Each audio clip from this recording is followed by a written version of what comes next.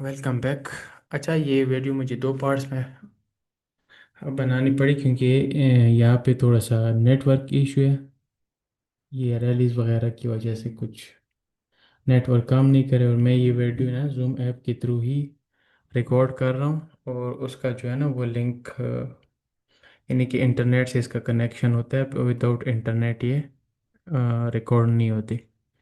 अच्छा, हमने चार तक पार्ट नंबर वन में जो है ना, पार्ट नंबर वन वीडियो आप देख लें, उसमें हमने चार जो टास्क थे वो हमने कवर किए। उसमें वन, थ्री, फोर। अभी हम फाइव में से कोई भी क्वेश्चन, यानी कि क्लोजिंग इंटरव्यू का कोई भी क्वेश्चन फाइव में से नहीं आएगा। अभी हम टास्क नंबर सिक्स की तरफ आते हैं, जो कि इमरजेंसी मैनेजमेंट के हवाले से था, जिसमें हमसे पूछा गया था कि comment on how effectively the lift incident was managed. आपने सिनेरियो में देखा होगा कि किस तरह जो लिफ्ट का इंसिडेंट था वो मैनेज किया गया, यानी उसमें कुछ नेगेटिव पॉइंट थे और कुछ पॉजिटिव पॉइंट थे। तो उसके अकॉर्डिंग आपने अपना जो पेपर है वो सॉल्व किया होगा, यानी कि आपने अपना जो टास्क नंबर सिक्स है वो सॉल्व किया होगा। उसी के अकॉर्डिंग, यानी उसी आपके पेपर में से, जैसे मैंने पिछले वो पार्ट नंबर वन में भी बताया कि आपके पेपर में से ही आपसे क्वेश्चन करते हैं। तो इंटरव्यूअर अगेन आपको बताएगा कि one of the answer you give was, कि आपने ये पॉइंट लिखा है या आपने ये जो आंसर लिखा है। जैसे कि मैंने एग्जांपल के तौर पर अगेन एक यानी कि पॉइंट नंबर वन एग्जांपल के तौर पर पिक किया है, जो कि है अलार्म एक्टिवेशन। यानी कि passengers correctly use the lift alarm system to alert the FM, showing awareness of emergency procedures and the existence of functioning alarm signal system। यानी ये आपने लिखा हुआ था अपने पेपर में एग्जाम्पल के तौर पर। अभी इंटरव्यूअर यहाँ, यानी इधर तक जो नंबर वन है, यानी इधर तक वो आपको पढ़ के सुनाएगा। उसके बाद क्वेश्चन करेगा कि can you explain why you said that, यानी कि आपने ये क्यों लिखा है, या आप इसको एक्सप्लेन करें। सही है। तो आपने यहाँ पे उसको आंसर देना है कि सर, अगर वो सर है तो सर, अगर वो मैडम है तो मैडम, कि सर आई सेड दैट या I wrote that because the passengers action of using the lift alarm system show that they knew what to do in an emergency and that the system was working properly. It proves that the emergency arrangement in place, like the alarm and communication system, were effective at the moment. Their quick response helped alert the FM immediately, allowing him to take prompt action to manage the situation. This shows that at least part of the emergency procedures. The alarm and initial reporting was functioning well, which helped reduce panic and ensure a faster rescue।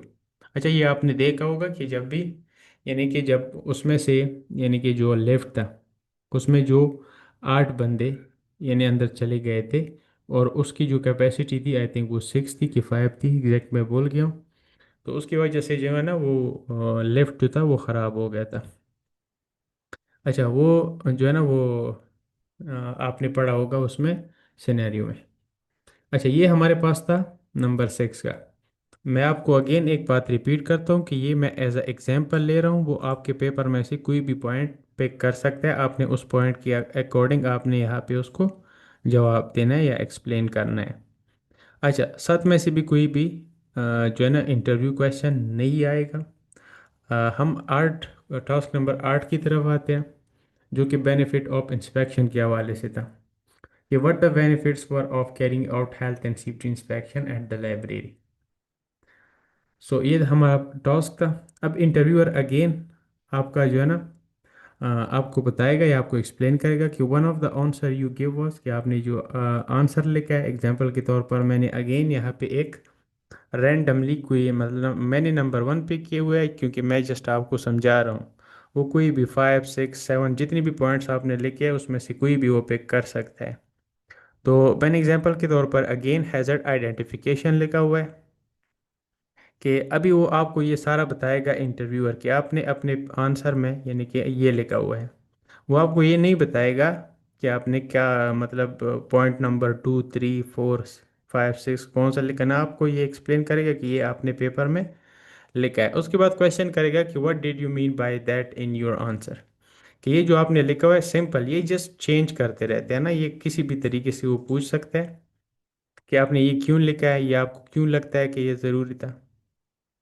या जिस simple अगर आपसे वो ये भी question कर सकते कि what did you mean by that in your answer, कि मतलब ये जो आपने आंसर लिखा हुआ है इसका क्या मतलब है और क्यों लिखा हुआ है, आप इसको एक्सप्लेन करें। तो इसमें आपने लिखना है, आंसर ये लिखना नहीं है सॉरी, आपने बताना है, उसको जवाब देना है। Sir I mean that regular inspection are important because they help find hazards early before they lead to the accident or injury. For example things like blocked fire exits, ये भी आपने उसमें देखा होगा, सिनेरियो में देखा होगा। डैमेज केबल्स और poor housekeeping can be noticed during the inspection and corrected immediately. By identifying these unsafe conditions and practices on time, the management can take preventive action instead of waiting for something to go wrong. This not only keeps worker and students safe but also helps maintain continuous control over risk in shared area like a library. It basically supports proactive safety culture. अच्छा, तो ये था हमारे पास part number 2, यानी कि अगर overall देखा जाए तो टोटल हमारे पास जो थे ना वो 8 टास्क थे पेपर में। सही है। और क्लोजिंग इंटरव्यू के जो क्वेश्चन है वो task number 1, task number 3, task number 4, task number 6 और टास्क नंबर 8 में से आएंगे। यानी कि इसमें से जो, अच्छा, और जो टास्क नंबर 4 है उसमें से भी जस्ट बी पार्ट से आएगा क्वेश्चन। सही है। तो इतना मैंने आपको आसान कर दिया और इतना भी मैंने आपको बता दिया कि आपसे किस तरह के क्वेश्चन करेंगे और आपने आंसर किस तरह देने हैं। तो आप अपने पेपर के हिसाब से अपने आप को प्रिपेयर करें। अच्छा, एक बात और, कि जब भी आप ये वीडियो देखते हैं इसके बाद आपने ये वीडियो के बारे में कि मैंने यार इंटरव्यू कहाँ से दे के या जो भी है ना, क्योंकि आजकल निपोज बहुत ज़्यादा एक्टिव है और ऐसी चीज़ें यानी ऐसे केसेस भी आए हुए हैं कि उसमें बताया गया है कि आपने कहीं से ना ये आंसर जो है ना वो रीड करके या कहीं से आपने ये थर्ड पार्टी से आपने ये प्रिपरेशन की है। तो इस चीज़ का बहुत ज़्यादा ख्याल रखें, क्योंकि आपने अपने जो है ना वो पैसे स्पेंड की है इसके ऊपर, यानी कि निबोश कोर्स के ऊपर। आपने क्लासेस ली है, आपने मेहनत की है, आपने पेपर सॉल्व किया है, क्योंकि पेपर ऑलमोस्ट 24 घंटे का होता है। मुश्किल से बहुत कम ही कैंडिडेट्स होते हैं जो बीच में सोते हैं, वरना ये कंटिन्यूसली 24 घंटे तक एक टाइम फ्रेम होता है जिसके अंदर हम पेपर सॉल्व करते हैं, या स्टूडेंट जो कैंडिडेट होते हैं वो पेपर सॉल्व करते हैं। तो इस चीज़ को आप जहन में रखें कि आपने कैसे अपने आप को सेफ रखना है। इवन कि अगर आपने इंटरव्यू अच्छी भी दी है, आपका पेपर अच्छा है, बहुत अच्छा है, इसके बावजूद भी अगर आपके ऊपर कोई केस बन जाता है इस तरह का, तो वो प्लेजरिज्म केस होता है, मिल प्रैक्टिस निबोश का। और उसकी फिर इन्वेस्टिगेशन होती है, और इन्वेस्टिगेशन के बाद उनके आउटकम्स आते हैं जो कि मुख्तलिफ हो सकते हैं।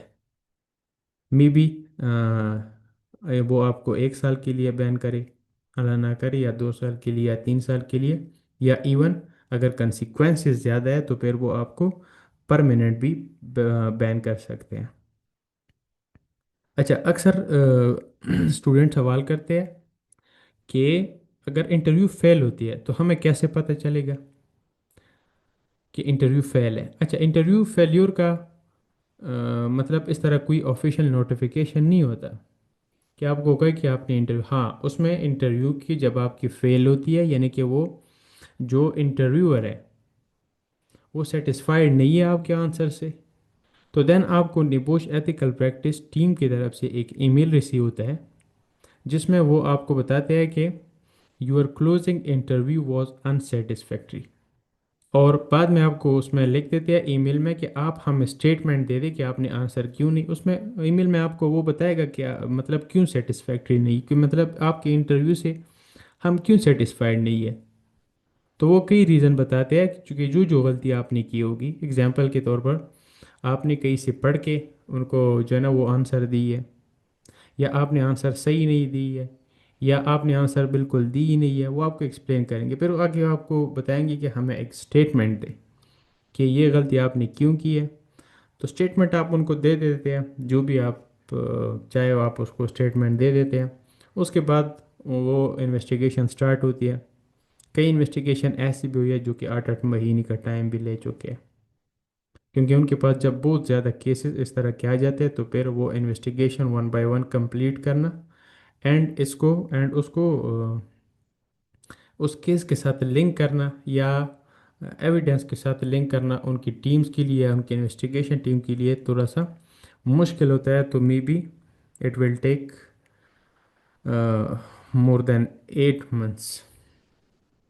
सो अपना इंटरव्यू जो है ना वो बिल्कुल कॉन्फिडेंट होके दे। इंशाल्लाह इंटरव्यू बाकी फेल नहीं होती। बाकी ज़्यादातर जो लर्निंग पार्टनर है वो स्टूडेंट को फेवर भी दे देते हैं। ज़रूरी नहीं है नहीं कि ज़्यादातर लोग या ज़्यादातर स्टूडेंट जो है ना वो इंटरव्यू से डर जाते हैं। तो इंटरव्यू इतनी नहीं है, मतलब 8-9 मिनट में आपसे जस्ट 3 क्वेश्चन करते हैं। अभी मैंने आपको ये सारे क्वेश्चन, जैसे कि मैंने आपको 5 क्वेश्चन, 5 टास्क, यानी कि इसमें से 3 जो है ना वो स्किप है। तो अभी इसमें से इन 5 में से आपसे 3 क्वेश्चन करें, ये नहीं कि आपसे 5 में से 5 ही करेंगे। जस्ट 3 जो क्वेश्चन है वो आपसे कर सकते हैं। अगर आप उनको जवाब देते हैं सही तरीके से तो आपका जो इंटरव्यू है वो क्लियर हो जाता है। मिलते हैं इंशाल्लाह नेक्स्ट क्लास में। अपना ख्याल रखिएगा। अल्लाह हाफिज़।